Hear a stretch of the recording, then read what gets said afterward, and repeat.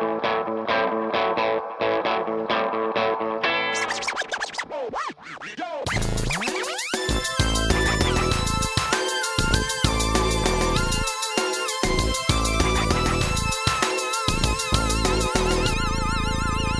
to How We Heard It, the podcast about music, pop culture, movies, and more, with your hosts Wayne Bledsoe and Chuck Campbell. What's a zine? This is Chuck Campbell with Wayne Bledsoe, and I'm John Baker. Okay, so that's technically Creole-inflicted English. Okay? inflicted. I like that word, inflicted. So in Trinidad and Tobago, they'll say like it's a derivation of what's the scene. Right. English is the official language there, but they do have Creole influence and everything. Right. They kind of say, what's the scene? And the reason I picked them is because the other day, the first one on board was Trinidad and Tobago on our cool. podcast. So it's like, if I see that and I recognize that, it's like, I don't think I've done them yet. So maybe English, their official language is English, but that's how they say hi to friends and everything. Just what's the scene or was the scene. It's one of the places I want to visit. Oh, yeah. Well, sounds beautiful. I'll add in another one because right now Jamaica is about to get the crap hammered out of it. Yeah. And we go to Jamaica on a yearly basis, and we have friends there. And in the Jamaican patois, they'll say "Wataguan," Okay. and the answer is "Mi dea man." Okay. Wataguan means "What's going on?" And What's going on? Okay. I'm what's there. the scene in Trinidad? or "Mi aguan easy." Yeah. Well, hopefully this week, expect this to go up the end of November after Thanksgiving. So hopefully Jamaica's still sanding. It looks bad for them right now when we're recording, but hopefully they'll do all right. And our thoughts are with them if they don't.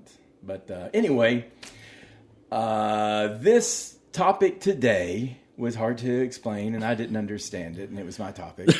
But it was, we're looking at, again, I said, we're posting this. It'll be after Thanksgiving. We're barreling toward December now when this goes up.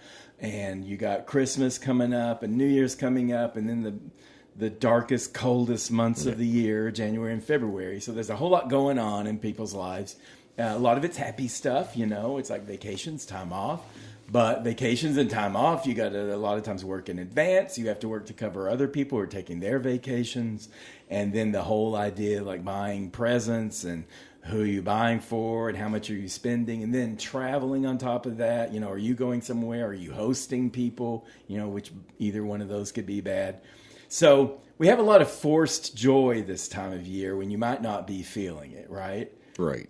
Yeah. So, okay. So our today we're going to offer songs that will be antidotes to some of the bad feelings that you might be having in December.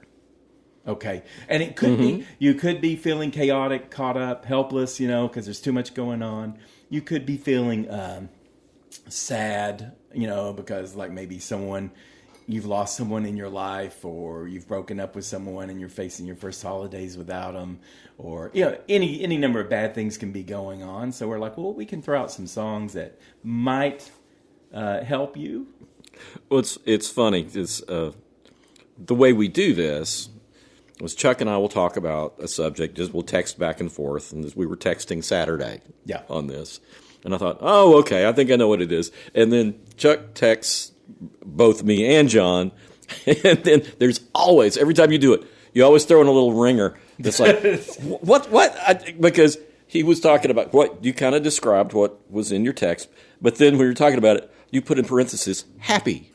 I meant, by happy, I meant for bad feelings as in being sad. So parentheses like happy songs. Yeah, and it's like, well, the happy songs don't make me happy. I mean, I like happy songs. Right. But it's like when I'm down in the dumps in the winter, it's not happy songs that bring me up. Hopeful songs will do it, and I have a list of those. But it's like, generally, I just want... you sure don't want to hear "Don't Worry, Be Happy" when you're mourning somebody or something like that. Yeah, I just want to know that some artist is out there that's in sync with how I'm feeling. Right. I mean, I don't get phenomenally depressed or anything during the holidays, but I just like, it's comforting to know that there's something beautiful that was created during this time, or that I can relate to during this time. And then sometimes it's whole albums that I got during the winter. Of course, with you. You're right. And some of those albums, it's like they are albums that you need to listen to in the winter, probably more than something else. Okay. Well, my solutions are, I don't know. I just feel more chaotic than depressed and everything. Right. So I think the two alternatives to that are relaxing or just blowing it out, venting it out. Having a party song, or I've even got some striking out against commercialism songs or something like that. I don't have that many songs, so I'm not going to be like banging away and going through them every 5 seconds. And we should note too that when I sent that note to John, I said, does that make sense? And John said, sorta. And I thought, should I keep explaining or should I wait for questions? And then that was the end of the conversation. It's like quicksand. The more you wiggle around, and I knew the more I explained to you, the more Wayne would get confused because I can't remember what I'm thinking for next minute. Well, I came up with things, and it took me a little while. I mean, there were a couple of things that were fairly fast, but yeah, I mean, these are all the things that I've come up with are pretty much all things that I particularly listen to in the winter or fit with the winter. Yeah, mine almost none of them have anything to do with winter particularly, actually. And I have one Christmas song, and I have a reason for that one, but I don't have any other holiday music. Oh, I didn't write any. I mean, I didn't do any Christmas songs or Hanukkah songs. I typically hate Christmas music. Okay, good. Well, see, I found Christmas music that I love, but it wasn't the traditional stuff. But we talked about that last year about this time. Yeah, we did. So where do we want to start with this crazy... there's not a starting point. Well, we could... we just jump in the middle. You're looking at your list. What are you looking at? Well, I'm looking at the things that I marked with an H for hopeful songs because... You want to do hopeful first? Why don't we do that? Does that work for you? Okay. I wanted to close with hopeful, but I'll close with hopeful and you open with hopeful. Okay, we'll do it that way. Tailor this to whatever we want to say. Okay. All right. Well, one of the most hopeful songs, and I listen to this all year long, but it fits... with what I feel in the winter is Willie Nile has a great song called Give Me Tomorrow, which, especially with the things going on in the world right now, it feels really good because the song is, I've seen Solid Walls of Fire, I've seen Eyes as Cold as Stone, I've seen Hatred and Desire, I've seen Lonely Hearts All Alone, and I've heard the Threat of Thunder, I felt the cold, cold rain, but I have seen things change. He did that without looking at anything. Did you see that, John? I remember lyrics. I write the lyrics down, and I don't even know what I'm saying. I still get it wrong looking right at them. So when did you discover this song? I mean, when did... This song, I think it was about 5 years ago, someplace around there that it came out, maybe around there. Willie Nile? Willie Nile came out during the punk new wave era. Okay, but you just discovered it like 5 years ago. Well, I've always go ahead. I've always liked his albums, and his albums actually started getting, they were good early on, but I feel like they progressively got better, and he became a better songwriter and a better artist. Mm-hmm. But very few people know who he is anymore. Right. He was one of those people who came out. It's like when same time John Hyatt came out, all these other folks that were part of the new wave of American artists back when Elvis Costello and Nick Lowe and all these people were hitting it. 30, 40 years ago. Yeah, back in the early 80s. Right. But he kept making great music. And that album, it's on the album House of a Thousand Guitars, I believe. But that song, man, it stuck with me, and I listen to it all the time, especially in times when I need a little hopefulness. Well, those are great lyrics. I do love songs that tell you that everything's going to be all right. Yeah. I mean, the Beach Boys, Don't Worry, Baby. Yeah. And I was telling Wayne before when I was trying to wrap my brain around this riddle inside an enigma of a topic. But I think one of the things that makes me feel good when I'm depressed is to sing. And so I play music that I can sing along to in the car. And I love to sing harmony. So I'll pick the Beach Boys or the Beatles or... the Zombies or someone that has good melodic lines and good harmony lines, and that makes me feel better to sing. Well, Warmth of the Sun is one that is great. The chord progression in that is amazing. Oh, yeah. It's so pretty. And I think he wrote that one. Was that the one he wrote in response to John Kennedy getting killed? I think it is. Yeah. But it's a very which is I mean, the perfect example of music soothing the soul of a nation that just lost their president. I mean, right. Do you all talked about this a little bit? Do you all then have like tried and true songs that you've listened to all your life? Well, we were talking about this right before we started, and I would say, "Shut up," because you need to talk about this on the air, right? But I mean, they will eventually wear out for me. Yeah. But I'll have years and years. I'll listen to the same songs.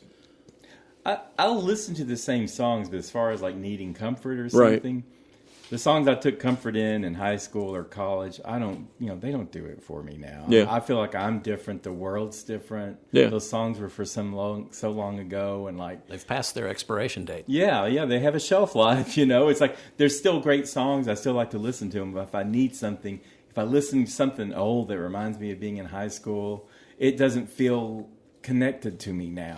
Whatever I'm going through now just seems so separate from that. So the song that may have made me happier, or made me feel better when I lost my grandmother or my dog, or even my father or whatever. It's like I kind of need new hope or new happiness to find, rather than just keep going back to the well with the same song, because then it just gets jumbled. They get threadbare is what I was saying. It's like they kind of like, they're still great songs, but I won't feel as much from them now. They're not as I used to. Right. Yeah, right. Actually, I agree with that. Okay. That's all I had. When you were saying that before we started the show, I didn't think I was going to agree with you, but no, when you say it that way, the stuff that I listened to that gave me comfort in high school does not. Not at all. No, and I think part of that is just, as you get older and you experience so much, I mean, that's one of the things I wish there were more old artists making more relevant music. Right. Writing songs that are about being older and the challenges you have being older, because the most vital stuff out there is always young artists. Yeah. I mean, Paul Simon managed to do it for longer than probably anybody. Right. And grew with his songwriting grew with his age. Well, when you're a new person, when you're a young adult, and so many things, you're exploring so many things, and you're falling in love for the first time, and all these things that you're doing for the first time, and you're just exploring all these questions in life.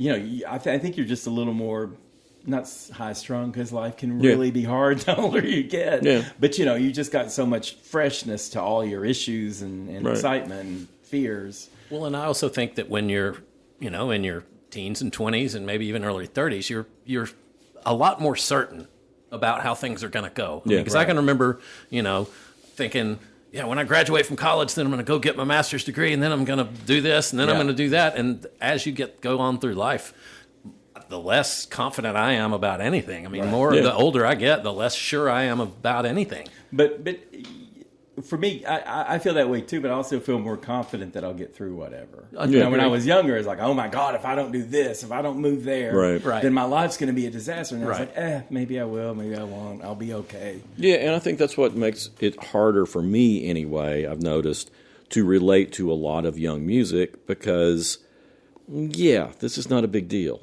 Well, and it wasn't written for you. No, it wasn't, and I totally get that, and I appreciate it, and I'm not criticizing it. But it's hard. I mean, I was telling a friend, this friend that I was talking to, we both lost children, and she's going through a hard time.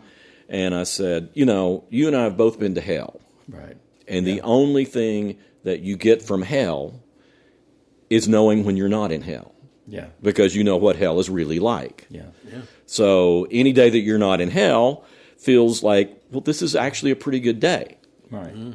So that little gift that you get from going through something so horrible is you appreciate every day. Sure. And when somebody's complaining about some little thing, it's a little thing. Yeah.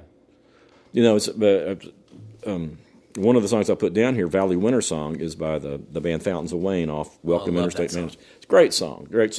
That was the last song that my son Andrew posted on Facebook. Oh. And it's like, I love that song. It's my favorite song off it. And I feel, when I listen to that song now, I feel a connection to Andrew, because I know that he loved that song too. Yeah.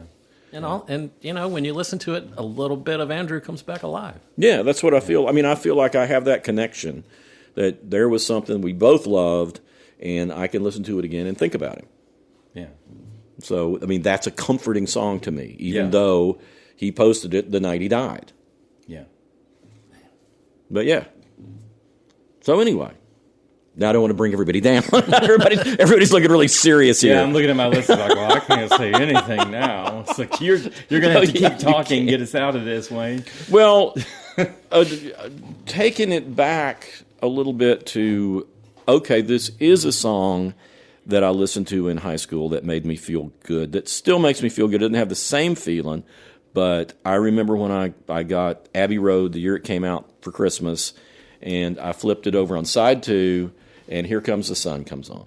Yeah. Okay. And it's like, that is one of the most, I mean, first, you think it's all about that little guitar riff at the beginning of it. You think, oh, well, that's the key to this song. And then you hear Richie Havens do that song, who just like totally destroys that thing. He plays in some weird open tuning and just basically sounds like he's beating the guitar. But that song is so powerful it transcends whatever people do to it. Mm-hmm. I still feel that, and I find that in the middle of winter you can put on that song, and that song is a really comforting song and brings you out of your mood. Okay. At least it does to me. I mean, it's not like syrupy happy, but right. it's hopeful. Right. Okay. One of my most favorite comforting songs is Johnny Nash, I Can See Clearly Now. Yeah. I love that song. That's a good one too. It's so hard to write a good, happy song. Yeah. And by that same token, that is not a reggae song necessarily, but reggae. I listen to a lot of reggae in the dead of winter because it just seems like it's warm, sunny music. Yeah. Well, and that song is also about coming out of something bad and going into something hopefully good. Yeah. And having some hope. So, yeah, I get that one for sure. Another one, this one is just kind of a happy, feel-good song, is John Sebastian's Rainbows All Over Your Blues, which has got this great steel guitar in it, and this is right after he left 11 Spoonful, and it's one of those songs you can put on that's like, oh, yeah, these things are not that big of a deal. It's like, I give up is all you really have to say. That's a line in the song. Okay, I don't know that song. It's a great one, and it's probably my favorite John Sebastian song, even above the great 11 Spoonfuls hits. Really? Yeah. That's saying something. Yeah, it's just so sweet and just so, yeah, screw it. Everything, whatever's happened, we'll go on. There's no transition to make here. I didn't mean to go quite so dark on you. I'm sorry. Yeah, I just got to rip the Band-Aid off here and say, so I'm going to start with just blast of happiness songs. A year ago at this time, right, that Appartement by Rose and Bruno Mars came out. Uh-huh. That's it. Apate. So it's got that kind of like cheerleader cadence and everything, and it's just this buoyant, draw you in, happy song that young people who've never gone through anything, and Chuck Campbell can relate to. You've gone through some shit, from. Chuck. Yeah, I've gone through my share of shit too, but I can come out of it with just like, that song was based on a drinking game, and it was just, and it became like, I think it went to number 1 or whatever, but it was like charging up the charts. I think knocking Mariah Carey out of the way and all that stuff. And that song was actually like a new generation of, the Ting Tings did a version called That's Not My Name. Uh-huh. And it's like, that's not my name. That's not my name. I don't know if you remember it, but the best use of that song I ever saw was in the movie Horrible Bosses with Charlie Day. Charlie Day was a nervous, anxious character, which he always plays that kind of a character. And he was in the car, and he was supposed to be, watching for something to happen. So he was sitting in the car, and that song came on, and he was singing along to it. And it was like 15, 20 seconds of the craziest, because he was just doing all this weird improv, singing along to the song. Another song that kind of comes from is like a Shake It Off Taylor Swift. I think that's the most popular version of that kind of like slappy teenager, catchy as hell, and it forces, it doesn't, you don't have to listen to the lyrics, just the construction of the song is just like, it just pulls you somewhere, and you can either fight it and not go, or you can just go along with it, ride along with it, and it's helpful. I don't know these songs, but it strikes me that Hey Ya was kind of that way. Yeah, Until you listen to the lyrics. Hey Ya is actually a downer song. It is. I mean, it sounds wonderful, but it sounds so happy. I've never listened to the lyrics. Listen to the lyrics. I mean, I love Hey Ya. Right. Part of the reason I love Hey Ya so much, and I like Shake It Off a whole lot too. Yeah. But Hey Ya is like, you're just going along with it, and all of a sudden you start listening to those lyrics, and like, wait a minute. He's not happy. They're not going to make it. This relationship's over. Yeah. That's if you haven't listened to Hey Ya, check the lyrics out, everybody, because a lot of people have no idea because it sounds so festive and celebratory, which is what I'm looking at. And like I think even further back, Mickey by Tony Basil, right. That was also it was very cheerleader, very chanty, just very chanty and high energy and beat focused, and it's just like physically that kind of music either grabs you or repels you, and I guess it probably repels poor Wayne, but what does? No, I like those songs. Okay, all right, cool. Yeah, I don't have any problem. I don't have any problem with happy music, but I'm generally happy when I want to hear it. Okay, well, I get that, and some music.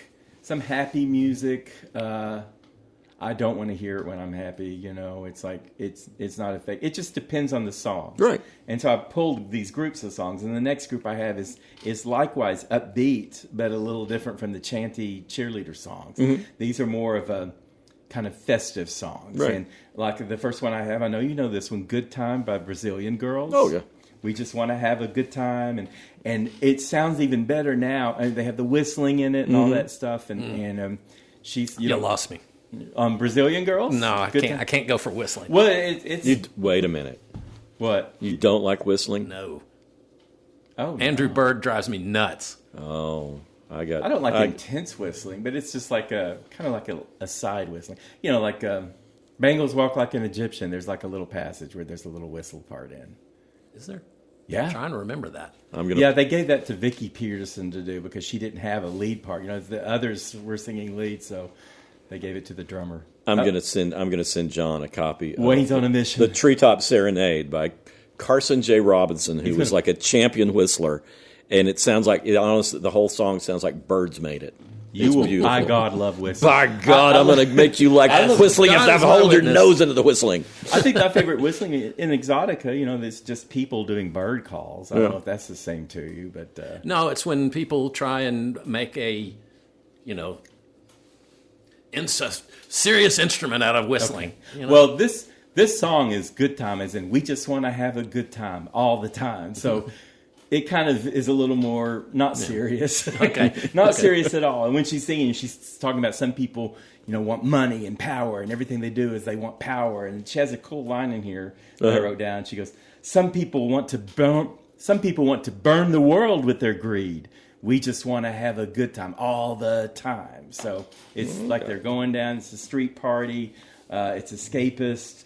And as far as escapism goes, I've also thrown in, this is an older one from the 90s at least, Janet Jackson's Escapade. Uh-huh. This is an easy one to forget, but it was a number one at the time, and you may remember it was real festive. And the video was really telling because it's like a street parade is erupting, you know, and there are these soldiers around. These soldiers are kind of middling through it all and everything, and the more they're around, the bigger the party gets, and the more celebratory everybody is. So, and she's like, "Come on, baby, let's get away. Let's save our troubles for another day. Come with me on an escapade." And the soldiers end up being subdued and I guess dismissed or whatever. So, thought, let's just break free of this and celebrate. And it is a very festive song for her. It wasn't. She had grown up some. She was past that teenager in control and what have you done for me lately? She had moved past that business, and she's settling more into the performer she would become. This was after all the sex era of Janet Jackson. It's coming up on the sex era. Oh, it's coming up on the sex era. I think that's where a parade took her. She ended up around the corner and in some bar, and things changed for Janet Jackson. They did. Yeah. But another one I have down here, and you'll understand what I'm getting at with the festive. Because I know you know this one, which surprised me, but you mentioned it months ago. But it's "Come On and Ride It" by the Quad City DJs. Mm-hmm. Come on, ride the train and ride it. Come on, ride the train. Because you need to stop thinking and come along with me. You know? So it's That's a good party song. Yeah, it's got that woo woo. You know, they're all cheering, and it's just like a crazy. And I've talked before. I don't like Pharrell Williams and the Happy song because it's too much. It's too cloying for me. But Pharrell Williams was singing lead for Daft Punk on Get Lucky. And Nile Rodgers was playing guitar. And it was like a beautiful combination. You got the two guys from France, the Daft Punk guys, and Pharrell Williams and Nile Rodgers, and it's just like, we're up all night to get lucky. We're up all night to get lucky. So it's, again, escape, let everything go, and that's... Get lucky. Get lucky, yeah, and whatever lucky means to you. I've got a couple more here, too, on this topic. But, I keep going, actually. I just want to throw out We Are Family by Sister Sledge, of all the family-type songs. I think that one. If you're celebrating your family, and I know a lot of people, the family is the most stressful part of the holidays, and that can happen. But you can also, it can be your chosen family or your family or parts of your family, some people in your family, But that's a real unification, happy, it's just we're family. I got all my sisters with me, It's just this happiness, let go. Most of these songs are just about letting go of all that crap you've got yourself buried in. Is Gloria Gaynor's "I Will Survive" on there? No. I think that's as far back as I could go. Well, "I Will Survive" to me is more of a, getting past a relationship and being determined. And We Are Family is just sitting back, having a drink or mocktail or whatever with your family, for the family members you like, whether you're related or not, and just like, let's just take an hour or 2 hours here and just sit back and kick our shoes off. So your family has mocktails? No, my family drinks. Okay, all right. Well, you worried me for a minute. Yeah. I mean, we're not well, some of them are hard drinkers. We're a mixed bag. That's our most families. Yeah. And there's another drunken song I love. It's London Bridge by Fergie. And it starts with sirens and everything. And she comes in. It's just about getting blasted. This is more with your friends, but getting blasted. And she talks about drinks start poured and my speech starts slurring and everybody looks real good. Well, see, I think when you're talking about these party songs and stuff, to me it's like you have to have James Brown or you can't have a party. Well, he's dead. He's dead, but yeah. His music is alive. You're getting into that threadbare stuff. Listen. I can't get with James Brown. Oh, come on. Cold sweat in the middle of the winter? Yes. Absolutely. I get it. It's just, I'll take Sister Sledge and you can have James Brown. I'll take Fergie. I'd totally take that deal. Oh, man. I would take that deal any day. Okay. Did the Sister Sledge have any other songs? Yeah, they did. They have other hits? I didn't know the one you're talking about. I don't know this sweat song you're talking about. Seriously. I don't know all these James Brown songs. John Brown. What's his name? James Brown. Oh, my God. I just know I feel good. Oh, well. That's it. There's a whole lot more. Oh, yeah. Yeah, and the thing about James Brown songs There's more of these people that I talk about, too, just to be fair. Well, with James Brown songs, it's like you got the single version, which is 5 minutes, and then you got the full version, which is 10 minutes, and it's just the band getting funkier and funkier all the time. Vamping. Yeah. Oh, yeah. Well, he was a force of nature, that's for sure. He invented funk music, pretty much. Pretty much. Throw a little George Clinton in there, and that's probably the two fathers of funk. Yeah. But, you bring up these people, and I'm thinking, the one that I really like, that it's hopeful, it's not a party song, but it, gets you in the same place. It's Tom Waits. You can never hold back the spring. Tom Waits. Tom Waits. It's I never not thought party. He'd come up on this. It's not a party song. No, he's not a party guy. But it makes me feel good. It's like. Well, that's important, though. I mean, that's the thing. It's like whatever. We always talk about this. Whatever song you find that connects to you is right for you, and celebrate it. You don't need anyone. Mm-hmm.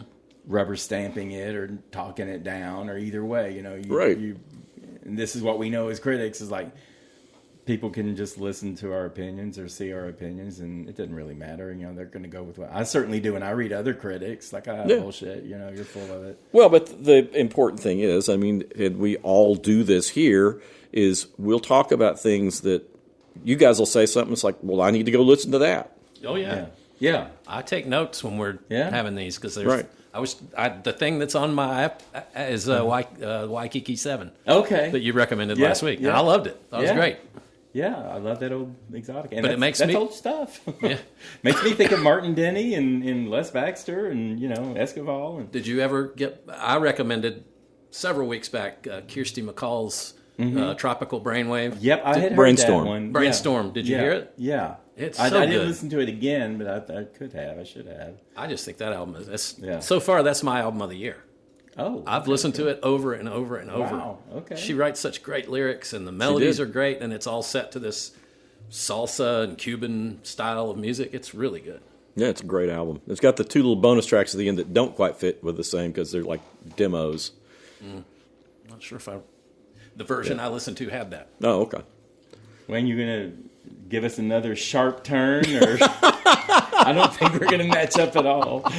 We're not matching up at all. I'm prepared to give another. Oh, I've got one more drinking go song. go ahead. My favorite drink is alcohol. I've talked about them before, Jessica and Hunter. And all they're doing is they're like counting off all these different drinks. And the chorus is, what's your favorite drink? What's your favorite drink? My favorite drink is alcohol. My favorite drink is alcohol. It's just a celebration of drunken, finding random pills. It's just like, yeah. Finding random. That's a great well, holiday he song. says random pills, and she goes, ew. So they're not on the same page on random pills. Well, my favorite, just total drug song like that is Prescription Drugs by the Two Man Gentleman Band, where they're going to have a party and everybody's going to bring the prescription drugs and everybody's just going to take them all.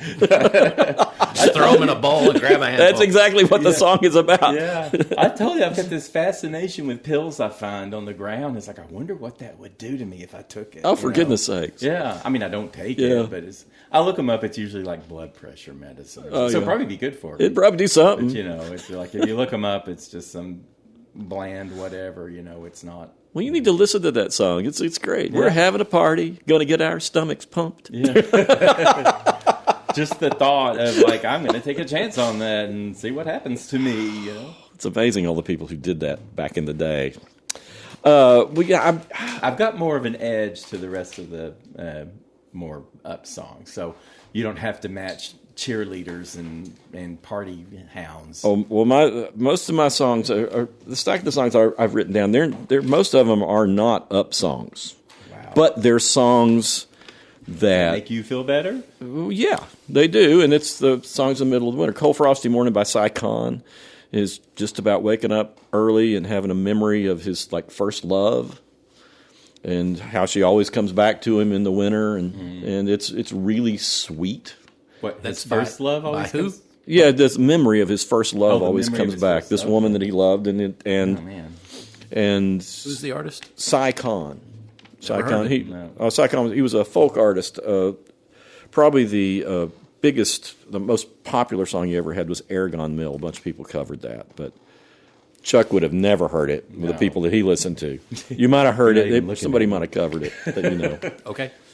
John's kind of like my barometer. Like when Wayne starts talking about something, I look over at John and see if he recognizes it or if he's also lost, and that helps me know How obscure he's how gone. obscure you're going, because I know. Well, neither one of you are real folky guys, and that's one of the musics that I was. I'm not anti-folk, but Right. Folk. yeah.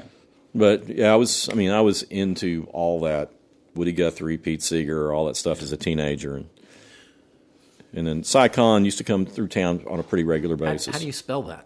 S-I and then K-A-H-N. S-I? Like S-I. S-I. S-I. Yeah, and he So pronounces like Spanish for C. Yeah, Okay.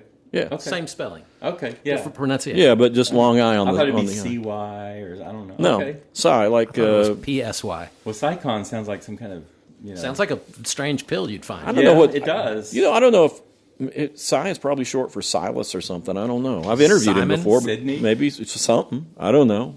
something. It's He's- short for something. Yeah, Cy's still around. Maybe I should email him and find out. What the hell is your name all about anyway? Cy, we talked about you the Yeah, I other brought time. you up on a podcast and everyone got mad. Another one is Long Shadows by Matty Pryor, who's another folky. Okay. And it's just this Long Shadows. It's this beautiful song. It sounds like a folk song, but it's one of her originals, I think, When Long Shadows Fall. And she goes through a list of the things, just like a folks on from the 16 or 1700s would do. It's a list of the things that she would bring her lover to keep her warm during the winter. So long shadows like late in the day? Yeah, well, just because the days get longer and shorter. I mean, the days get shorter, right? And the angle of the sun makes shadows. Yeah, it's so depressing. It is depressing. It's Maddie. Yeah, Maddie Pryor. MADDYPRIOR. Okay, thanks. And it's a beautiful song. It comes from her album Year, which is all about the seasons. Okay. But yeah. So anyway, I know it sounds obscure. Indian Summer by the band Sinru, which you've recorded here in this studio before. And it's a Knoxville band. Knoxville band. Sinru, spell that. SENRYU. Sinru is actually a type of Japanese poetry that is based on nature. It's haikus that are based on nature. Do they use that lyrical format, or is that just... No, that's just they like that name. Okay. Well, I know you've written a lot of good things about them over the years. Oh, they're a great band, and I think nearly everything is up on Bandcamp. You can listen to it for free. Okay. I think all their albums pretty much are name your own price. Okay. Oh, okay. And Indian Summer, I can't remember if that comes from the album Jaws of Life. It comes from one of their later albums, and it's a beautiful song. And I mean, there's a lot of good songs about Indian Summer because you get that nice burst of warmth right before it gets just horribly cold. Yeah, so I mean, those are the ones that I think I'll go into albums after that. So keep going with your Let me happiness. go on another jag. Go on another jag. So these songs are they got more edge to them. They're not just openly festive, but they are blowouts. You know, they're kind of like venting and or sarcasm and stuff like that. And one I want to start with 2025 from Wet Leg, Catch These Fists, and that's about going dancing, everything. Mm-hmm. It's a woman singing, and she's talking about dancing with her friends, and she doesn't need this dude around, right? And so she goes, it's a real discordant song. It's very rockish, but it's like kind of like wonky and everything. It's I like Wet weird. Leg. Yeah, I do too. And she talks about, you should be careful if you catch my drift, because what I really want to know is, can you catch these fists? So she's like threatening, I just want to dance with my friends. So she's like threatening to just beat the crap out of some dude if he comes around her while she's clubbing with her friends. That makes you feel better in the winter. I'm going to beat the hell out of this guy. Yeah. And you know, I've got Blur's song too. I mean, that's the kind of explosive, woo! Oh, I know that song, You know? but I'm trying to figure out how it works for you in this. It's not even a lyrical thing. It's just the da-na-na, da-na-na, da-na-na-na, and then it just blows up. You know, it's like a 2-minute song, you know, and it dials down, and he has these short little lyrics, you know, like getting his haircut or whatever, and it wasn't easy, but nothing is. Yeah. Woo! Yeah, exactly. So it's just like, if you got to have that just extreme release, you know, Blur was on the money. I didn't find an Oasis song I wanted to do that. I was always a Blur guy. I was never a liked Blur Oasis. guy too, you know, and just song 2 and Girls and Boys, that was enough to put them over the top for me. Me too.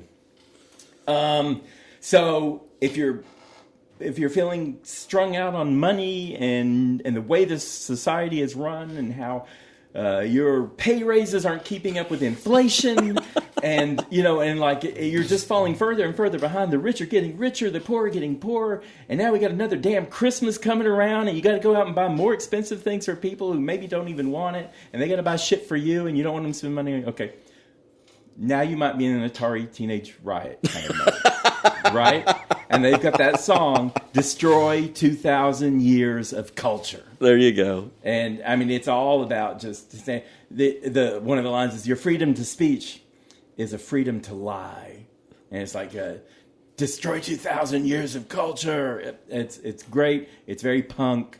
It's a German band, but they do, their songs, I think, are almost all in English.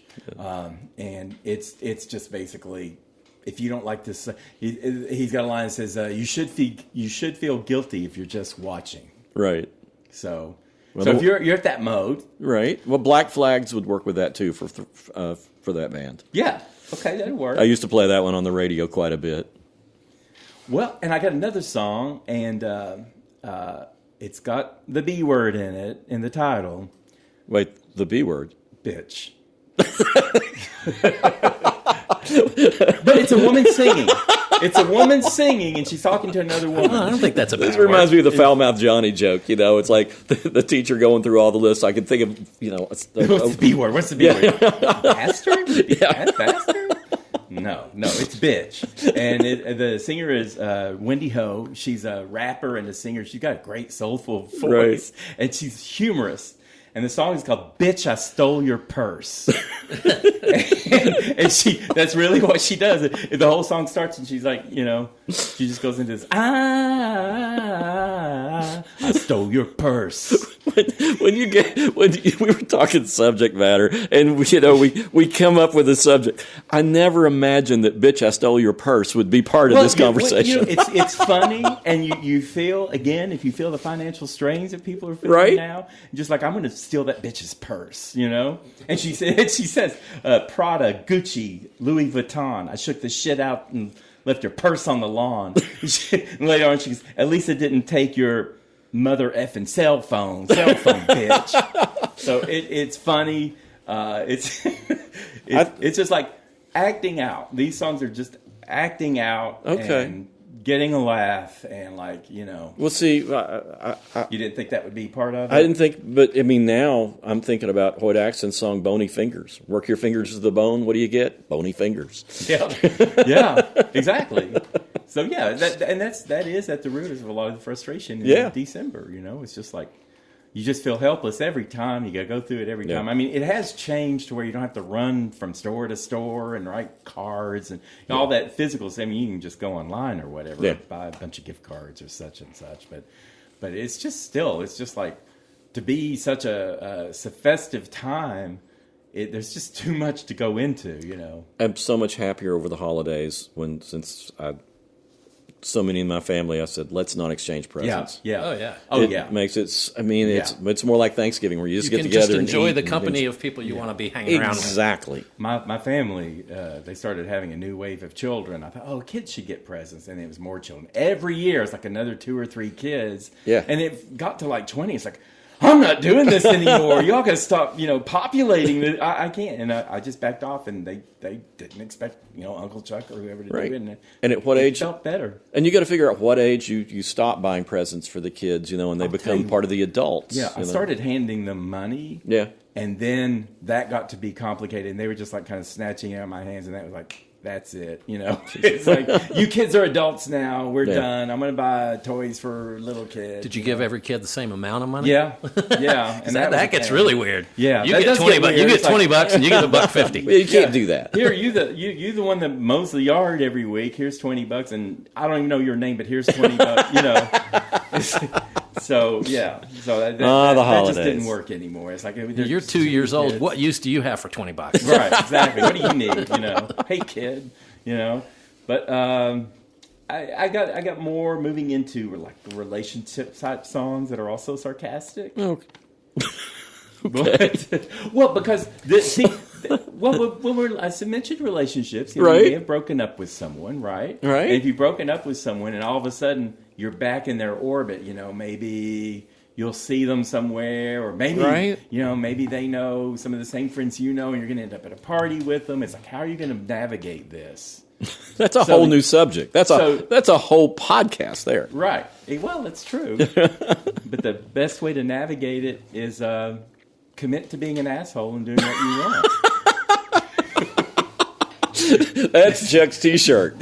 Commit to being an asshole. I love it. Don't be a half-ass asshole. Be a full-blown asshole. This is why I love you, Chuck. This is one of the reasons I love you. Is you come out with stuff like this. Well, I mean, these people speak to me, It's like, bitch, I stole your purse. Like, bitch, I'm going to get you back, Well, before you leave the blast of, I just think of when I'm mad, I put on the Sex Pistols, Never Mind the Bollocks. That's a good one. Yeah. It's just, it's simple. It sounds good. Absolutely. It's 3 chords and Johnny Rotten screaming over the top. And sometimes that's what I'm calling these venting, It's just like, if you can't nice your way around it, or soothe yourself around it, just meet it head on. And if the dance songs that I was talking about earlier don't do it, then just go right into it. Just blow it up, I used to, when I was a teenager, I used to put on "Give Me Some Truth" by John Lennon off the Imagine album. I'm sick of short-sighted, narrow-minded hypocrites. Oh man, it's a screed. It's just everything is like all the people he's sick of. Okay, so now we're being assholes to our exes, right? So, okay, or not. I mean, it's like, how do you address your? I don't know how to tell you to go give a big hug to someone you broke up with, because I don't. I'm assuming that if it's a problem, that means something didn't get resolved. Right. Right. Yeah. So Billie Eilish, this was her first hit. People think of Billie Eilish with those lighter than air, type songs, and ethereal and deep meaning and everything. Yeah. But her first hit was "Bad Guy." Yeah. And it had that do do do do do do, it had that kind of like spy music kind of throw to it. And she was saying, "I'm that bad type, make your mama sad type, make your girlfriend mad type, might seduce your dad type. I'm a bad guy, duh." So fair warning, you're not going to get what you want out of Billie Eilish. There's a great Crash Test Dummies song, which I want to recommend something by the Crash Test Dummies in a minute. It's a song called "I Think I'll Disappear Now," and it's about seeing your ex out somewhere. Yeah. And it's like, running into you like this is like a shot of tequila in the morning. Well, I'll try to keep my food down. Yeah, I got 2 songs here about running into your ex. Okay. And these are both from 2025. Okay. One, Benson Moon, I've talked about him before, but I've not talked about this song before, and it's called "Sorry I'm Here with Someone Else." And it's an interesting song because he's waiting at a diner for his new girlfriend to show up, and his ex is there. And I guess she's being flirty or whatever, and he's like, "I'm sorry, I'm here with someone else," and everything. And he's waiting for this someone else. And then as he's talking to her, and he's got like this background chorus like, "What happened next, Benny? What went?" and he ends up deciding that his current girlfriend sucks, and he kind of likes the ex. And so when the new one comes in, he tells her, "Sorry, I'm here with someone else," and he goes back to his ex. But it's kind of funny and flirty, and he's got a good vocal. He's I think he's going to be around a long time. I really do. I've talked a lot about him. Is he the person that I could swear was AI? No. No. That's Dixon Dallas. Okay. Somebody else. He's the someone else that Benson Boone's not with. That's just the alliterative name. Yeah, that's it. And then another one, I've never even talked about her. Her name is Audrey Hobart, and she has a song called "Sue Me." Mm-hmm. Now, Audrey Hobart is a songwriter. She writes songs for she's probably best known as a Gracie Abrams friend. Gracie Abrams had a lot of hits in the past couple of years. Sort of in the Taylor Swift, like new generation. They're about a decade younger than Taylor Swift. But she has this song called "Sue Me," and it was her first single, I think, as a soloist. And she comes up on someone she broke up with, and she broke up with him, and she says, "Broke up with you in November. Sorry, I know you remember." One of the things I love about this song is it does that whole major minor shift back and forth, which I just love. She does the counter vocal for herself, and it's insanely infectious and everything. But she's talking about I kind of broke up with you. I don't know if you're doing better or not. Right. And she's saying, I've been so gentle and kind to you, and being a saint is exhausting. But it's like, "Sue me, I want to be wanted. Sue me, I want to be wanted."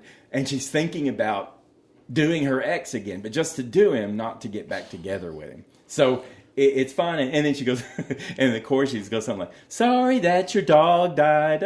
It's just like all this kind of sort of insincere stuff. And like she knew she did this guy wrong, and she broke up with him, and she's kind of horny, and it's last call, and she's like, "Let's just go have sex, and that'll be the end of it." And This sounds like a Lily Allen song. Who is this again? It's Audrey Hobart. Okay. And she's talking about she wants to. "Sorry, I want to be wanted. Sue me, I want to be wanted. Sue me, I want to be toxic." So she's like, after being the good girl, breaking up, it's like, "Okay, I'm done with like caring about you, but you want to hook up." So it's kind of a good. Again, it's "Sue Me," and I think that takes me to hopeful songs. So, Okay, well, before you go on to your hopeful songs, then let me throw out some albums. Oh, albums. Okay. that are winter albums. The I'm so Ghosts that tickled. what? Go ahead. Let's start with The Ghosts That Haunt Me by the Crash Test Dummies, which starts off with the winter song, which it may be my favorite Crash Test. Their first album may be my favorite of their albums. If the songs are the probably the most succinct, the next album is the one that has on it, which is also a great album. But The Ghosts That Haunt Me feels like a winter album and ends with a song about At My Funeral, which he says, if I die before I wake, I hope the Lord my soul will take, but my body, that's your job. But anyway, it's a great album. And also, you'd like this one. This is actually an instrumental album called Good Dog, Happy Man by Bill Frisell. And it's one of those, it's just this. Bill Frisell is one of my favorite guitar players. He can play in any style out there. Mm-hmm. How do you spell the last name? Frissell. He became popular in the New York scene in the 80s. Okay. That scene that kind of developed the same place with John Zorn and the folks who performed at I can't remember the name of the church where it became a music venue. But when he plays peaceful, pretty jazz, and it's real folky, and he's just a great guitar player. He's an amazing guitar player. And there's a song on there called Song for Eva that is just so easy going, and it puts you, that one is kind of a happy, peaceful song that does kind of put me in a good mood. Just because it's so soothing. His music has that quality. Yeah, when he wants to be soothing, it does. He can go the other way, and he can kind of Mark Ribot you a little bit. But anyway, good dog, Mark happy Ribot man. I caught that. There you go. Songs of Leonard Cohen came out in 1967, and it is a winter album if ever there was. Okay. And a lot of the songs from it were used in the movie McCabe and Mrs. Miller, which all takes place in the Pacific Northwest in the winter. And it sounds like that. It's got Suzanne on it. It's got a lot of his classics, but it also has the song Winter Lady, which is played in that movie. And it's beautiful. You find this like soothing for winter, or yeah, it's soothing and it's thoughtful, and it gives you something different to chew on because his lyrics are always quixotic. You can dig into his lyrics one side. It's like Dylan all day long. You can think, well, what's this referring to? What's that referring to? With Cohen, a lot of the times it's biblical. What? Like I've ever spent all day like studying. Go ahead. I know. But you're not talking to me. I'm just like listening. But it's Leonard Cohen's debut album, and it's an album that everybody ought to have because nearly every song on it has become a standard. They're beautiful stuff. Yeah. And Apostrophe by Frank Zappa, which includes Don't Eat the Yellow Snow. It's one of his funnier albums. And it sounds like winter, but it'll give you some laughs. It's a lot of fun, and of course the playing on it's terrific. Okay. And then finally, Whispering Earth by the band Stars Regardless, which has a song on it called I Thought It Was Snowing, and it sounds. But the whole album has a very kind of frosty, cold. It's the singing and the music is warm, but the lyrics are kind of cold and very thoughtful. Okay. But Micah Genis is the guy who will never record under his name Micah Genis. He always uses Stars Regardless. But it's great. It's a great little album. And you can find that one. I think the only place you can find that now is on Bandcamp. Okay. There were plenty of physical copies. In fact, I know Mike, and he went out of town and he said, here, just take all these albums and just give them to people. So I kept them in the trunk of my car for a long time. That's cool. Okay. Am I hopeful now? You get hopeful. I hope so. All right. I'm going to hopefully my way out of here. So I've got Powerless by Nelly Furtado. Uh-huh. I know people know her from Promiscuous and Maneater and I'm Like a Bird and everything. Powerless is like this well-constructed song. It's very, how kind of a jangling but rowdy song.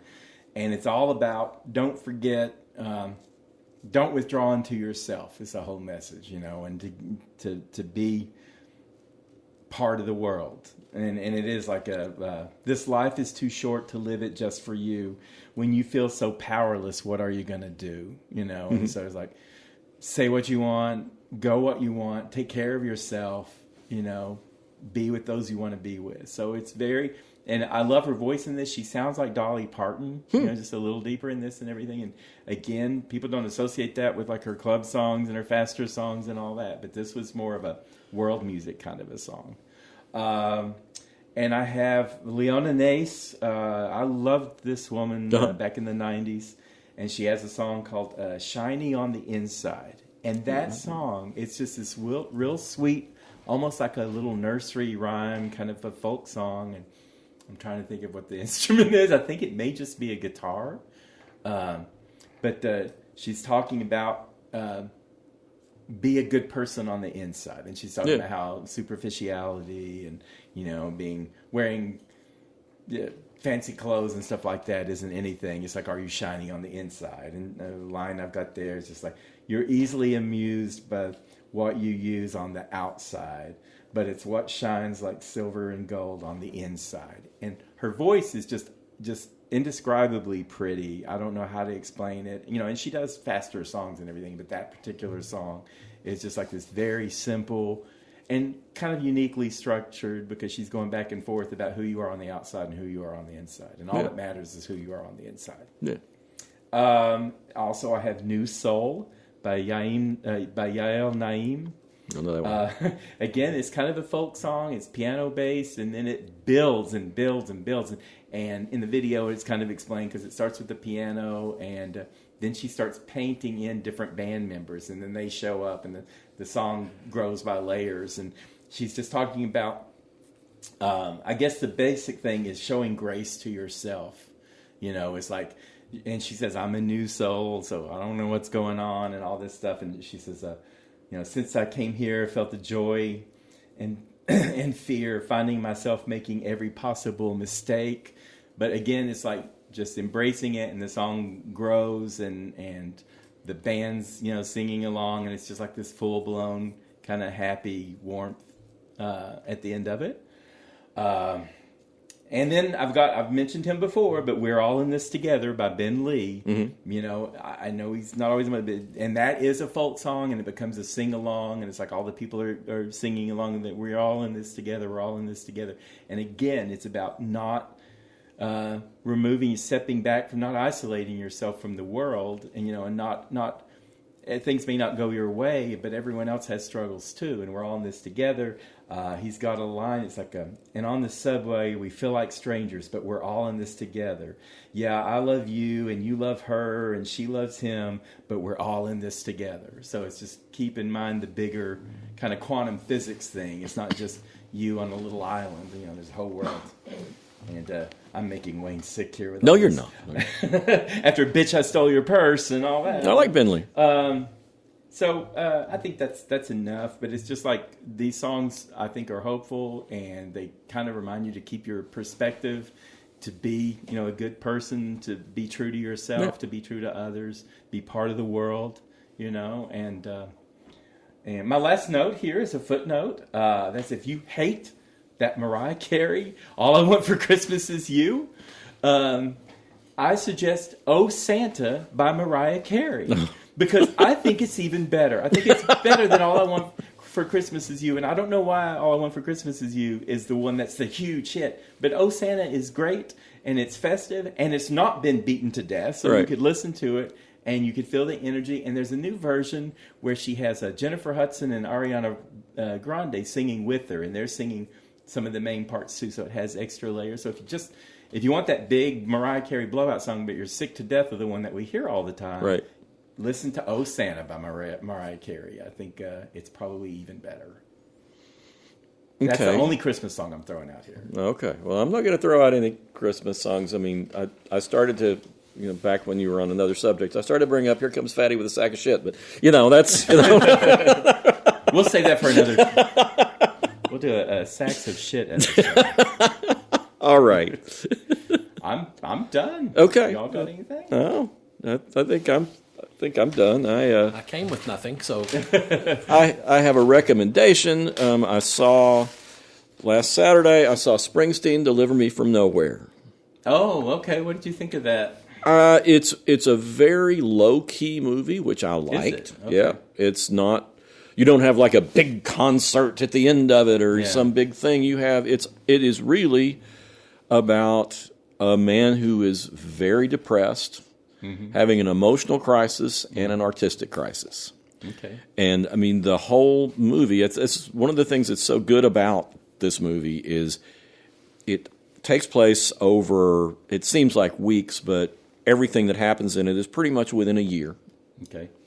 And there are flashbacks to Springsteen's childhood, which is part of what is bothering him emotionally, what he has to come to terms with when he's making the album Nebraska. Okay. And Nebraska was, of course, recorded in his bedroom on a very primitive recorder that you could multi-track on.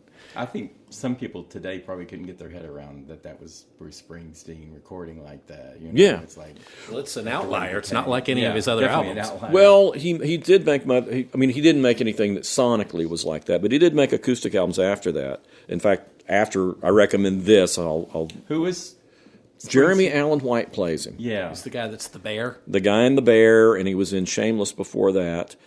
And did you buy him as Bruce Springsteen? Yeah. Okay. And he's got a real unique face. Yeah, I know. That's what it's like. Oh, that's that guy. Whenever I see it, I don't see Springsteen. But he wears brown contacts. Springsteen is kind of a more Springsteen. I've always thought Springsteen was more masculine looking than Jeremy Allen White. Yeah. But he pulls it off. Kind of uglied him up. Well, they give him he gets the vocal mannerisms that Springsteen has. When he sings, he sounds like Springsteen. Okay. And he delivers the angst that Springsteen is having at this moment. And the fella who I can never remember Stephen Graham, who was in Adolescence, who played the dad in that. He plays Springsteen's dad in this. And he's great, too, as a somewhat abusive parent and domestic abuser, at least emotionally, if not physically. But it's, Sarah just sobbed at the end of it. Oh, wow. Okay. Yeah, Is it in the theaters now? Yeah, it's in theaters right now. It'll probably still be around when this comes out. It'll someplace because it's, I don't know. There was nobody, we saw it at Oak Ridge, and there weren't that many people in the audience, but I think it'll probably hang around for a while.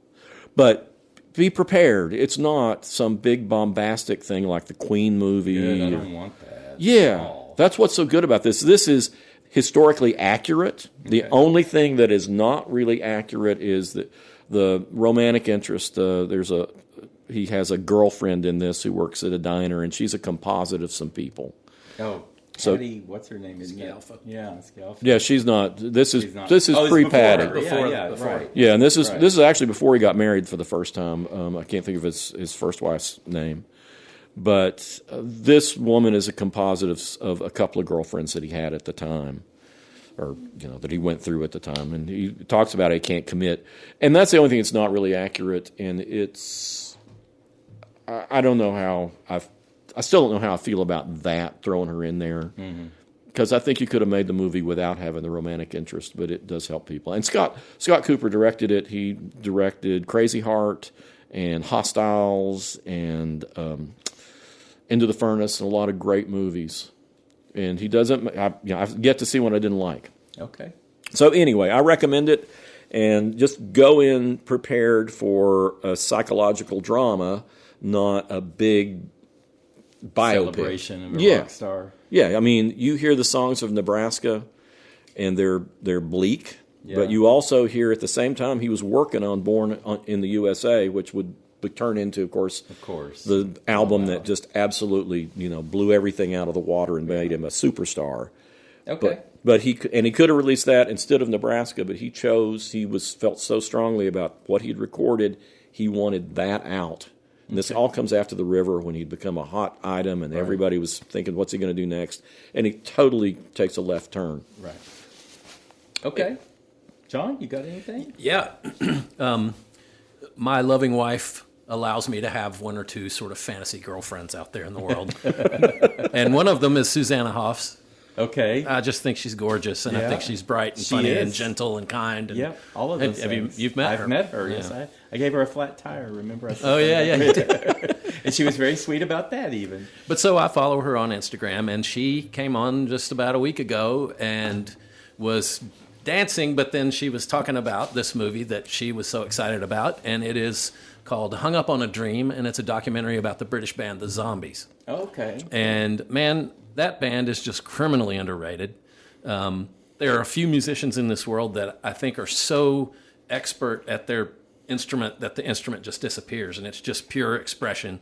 And Rod Argent's one of those. When you watch him play keyboards, it's just, his fingers are just like liquid almost. Mm-hmm. And he comes up with the most amazing chord progressions. And like, Time of the Season, what a great song. The whole album, Odyssey and Oracle. Yeah, and it goes into depth about Odyssey and Oracle because they had already decided to break up, but they were contractually obligated to do one more album, and they just decided, we're not going to go for commercial hits or anything. We're just going to go make the album we want to make. And it's regarded as one of the greatest sort of psychedelic rock albums ever made. It was made at Abbey Road immediately following the Beatles recording Sgt. Pepper. So a lot of the amps and the mics and the sounds are very similar to Sgt. Pepper.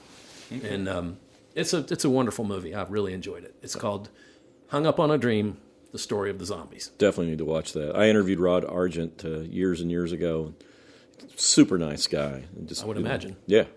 Well, and they interview Colin Blunstone in the movie, too, and he seems like just a real even-keeled, very nice fella. And, man, his voice is just... He's got an amazing voice. It's very textured and breathy, and it's really effective. Okay, I don't have a music-related movie. I have a TV show. Okay. Have you all seen English Teacher? No. Neither one of you. Okay. It's on FX. Okay. And I want to get this out of the way right off. The main guy, Brian Jordan Alvarez, he's like the director, and he's English teacher in this sitcom. And there was an accusation made against him by someone he was affiliated with, like in previous projects. I only read a Vulture one-sided story from the other person's perspective. And as far as I know, he's not commented on it, and there may be some resolution to it. So I don't even know if it's still hanging out in the air. I just know that came out after it debuted for its first season, and FX sat back, and then they went ahead and okayed a second season. So, but just in case there's something horrible coming out about this guy, just want to say I'm aware of it. I don't have any evidence that anything is true or not true or anything like that. But Alvarez, he plays English teacher, and it's a high school in Austin, Texas. Okay. And it's very much a product of today. The kids are all weird. They're woke, but they're weird, and they have a weird sense of morality that all the teachers are trying to figure out and navigate around. And the teachers are more, although they have a variety. They have some more conservative teachers, but a lot of the teachers just, liberal teachers like you would expect. And Alvarez is a gay English teacher, and his best friend is Stephanie Koenig, and she's a history teacher. She's like his BFF, and she's got a lot of neuroses, and she just wants everyone to like her and everything. But she kind of reminds me of a Tina Fey, and she might have been involved in this accusation. She didn't make an accusation against it. Anyway, I don't want to give too much. I'm already giving too much on that. There's another guy, Sean Patton, who's Marky Hillridge, and he is like a gym teacher, and he's a coach. So he is kind of the right wing, but they don't just like left wing everything down the line, and it's like one day Evan, that's the name of the English teacher, he's coming to school and he hears shooting everywhere, and he like gets on the ground and crawls into a room, and the kids are like, oh, that's not shooting, that's the gun club. And he goes, gun club. And so the coaches started a gun club, and everybody's like, and all the other teachers are objecting and everything, and he said, I'm teaching these kids safety on guns. Yeah. It's kind of like, we live in Texas. I'm doing more than you are for their safety, and he always comes around with, so they don't make him the dumbass. He's often the smartest guy, and the others kind of go overboard. So it's not. And there's a woman in it. She's a guest in it. Jen Lyon is her name. She plays Linda Harrison, and Linda Harrison is this bulldogging, mother of a student who had filed a complaint against the English teacher years ago, and now he has her and his younger brother in his class, and he didn't realize it. And he failed him on something, so she brings him, calls him, and she's such a wonderful character because she's so, Southern charm, super wealthy woman, but just don't cross her. Right. Don't cross her. And she does it. But she also has like a whole lot more dimensions to her than the others. My favorite character, maybe this Enrico Caltani, who plays the principal. Uh-huh. And he is like this eternally suffering guy. He's a good guy, but every day it's just stuff he can hardly stand. He's just like in a complete state of, just falling apart. And at one point, the English teacher, Evan, he comes in, and Linda is demanding that he meets with her. And he says, I'm not going to meet with her. And he goes, the principal's like, yes, you are. Yes, you are. He goes, who runs this school, us or them? And he goes, them. He just like, so it's really well done. And all these people play well off each other. They've got, they do serious subjects, but it's always with a weird turn and just great characterizations. Like I say, these people have all kind of worked together. They're like friends, and they've all done comedy together, and just a lot of great characters. I got through 2 seasons like in just really short time for me. And I enjoyed every episode, and it's just like the way they spin things. There was an objection to a powder puff game, so that's when the girls in the school dress up as guys, or they play the football game, powder puff game, and then the athletes, the guy football players dress up as girls and do the cheerleading. And then there were some students who objected to it, and they said, no, that's insulting to drag culture and all this stuff. So the English teacher brings in a drag queen, Trixie Mattel, who's like a real famous drag queen, who comes in and teaches these guys how to properly do drag. So they do, and they go out and like everybody's like celebrating and everything. So I don't know, it's just a real quirky. It's on FX, and it's also streaming on Hulu. Okay.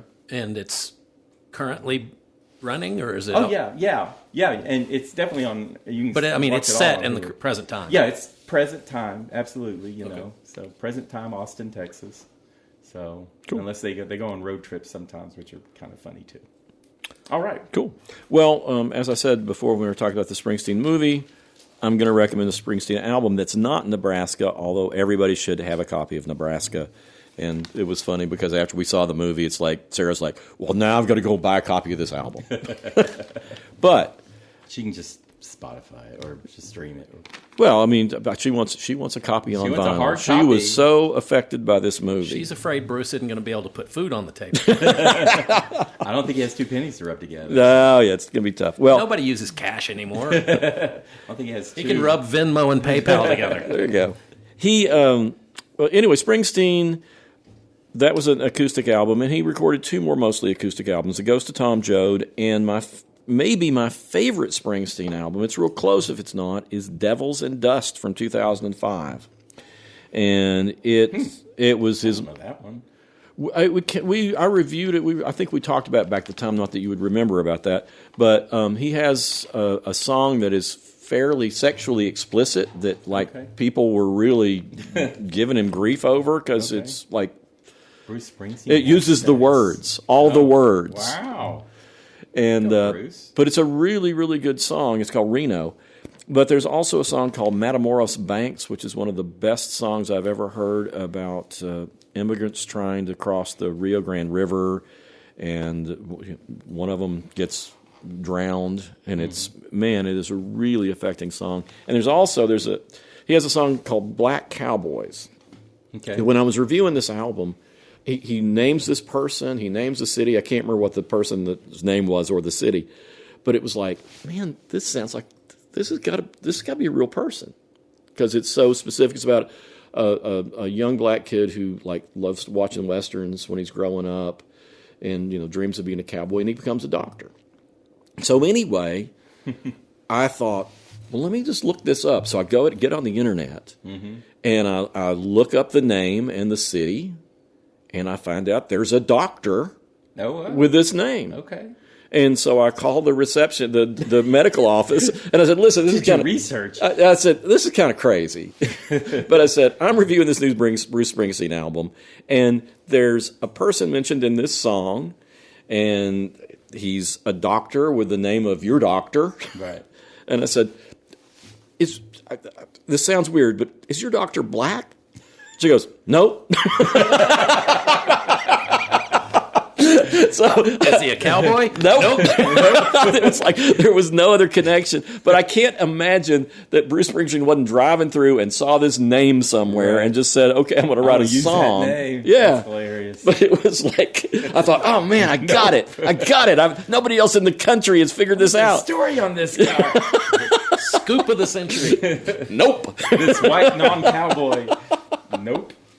But anyway, it is a great album, and I prefer the quieter Bruce Springsteen albums, and it's quiet, and it's beautiful, and it's I think some of the strongest songs, and it didn't get noticed that much other than for the sexually explicit song. Wow, okay.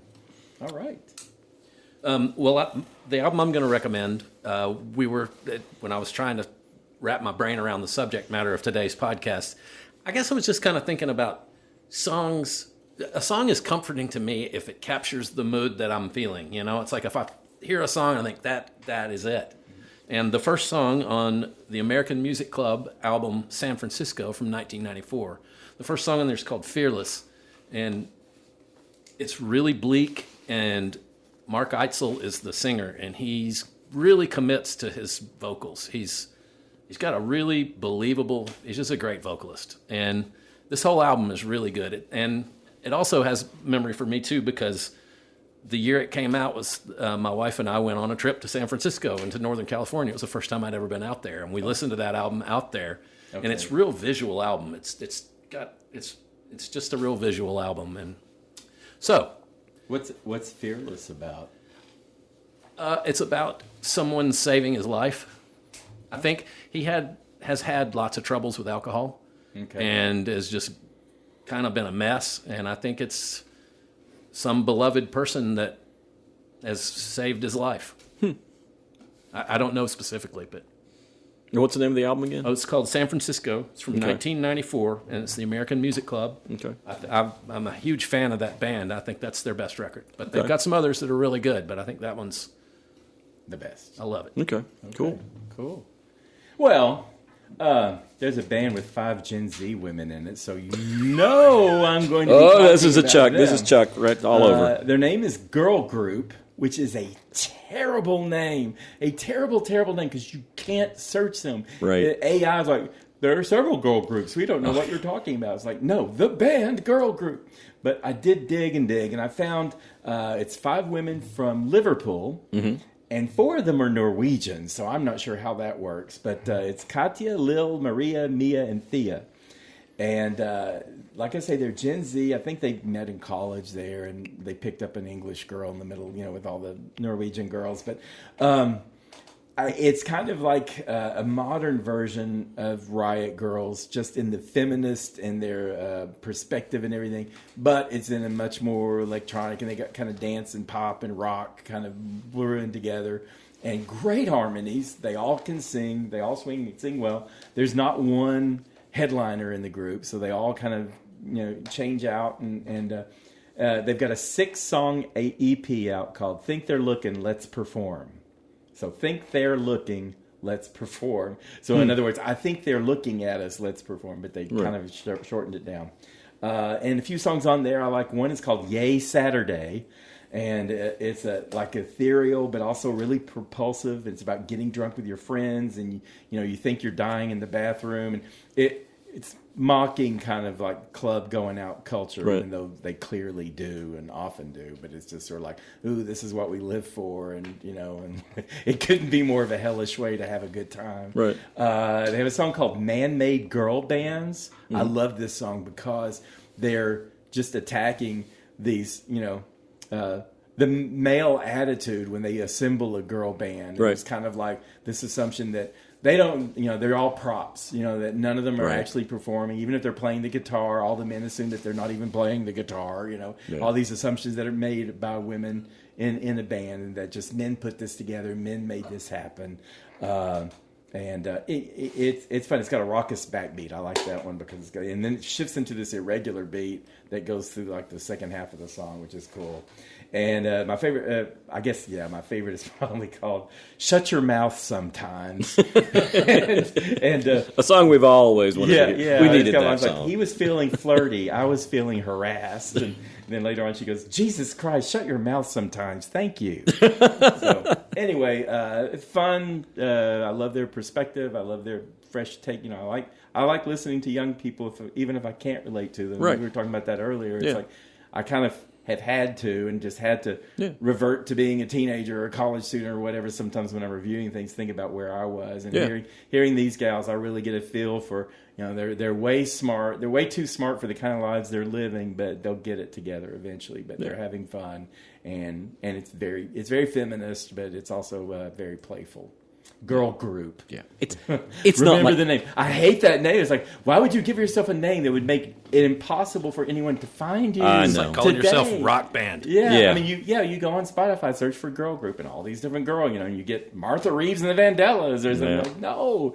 So you have to type in like British band girl group, maybe throw one or two of their Norwegian names around, and you'll get to them.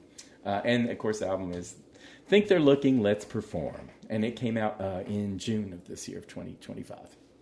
should have called themselves Liverpool Girl Group. Yeah. That way you could search it. And Norwegian come up with Girl Group. Or Norwegian, even. yeah. Yeah. Probably just fight with a couple of... Anyway, anything else? We good? I think that's it. All right. Hang in there. December is going to be okay. Emphasize the good. Find your peace however you find your peace. And if you want to hear more topics from us, if you've got any ideas or any feedback for us, you can write us at howweheardit@gmail.com. And if you send ideas in, we probably won't be so confused as we are every week. Because we're real sketchy with ideas here. We just kind of like let's pretend like it's an idea, and you have your own idea, and John, you have your own idea, and we'll just make it work. Well, all of us are capable of talking. Yeah. Yes, There we go. We can talk all So night. we can talk for an hour and 20 minutes. Yeah, Easy. no matter what. All right, so I hope you'll listen to us for an hour and 20 minutes again next week, and we'll see you then, or talk to you then. Bye.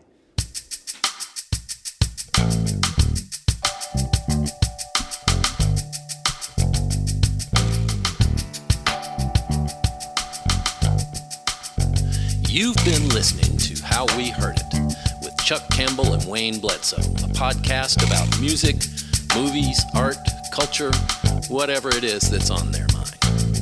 How We Heard It was recorded at the Arbor Studio in Knoxville, Tennessee by me, John Baker. How We Heard It is a Cozy Planet production. If listening to this podcast has given you a burning sensation, then we recommend you sit in a hot tub until your symptoms fade away. If you'd like to reach out to Chuck or Wayne or even me, you can send an email to howweheardit@gmail.com. So thank you for listening, and come on back and we'll have another episode for you next week.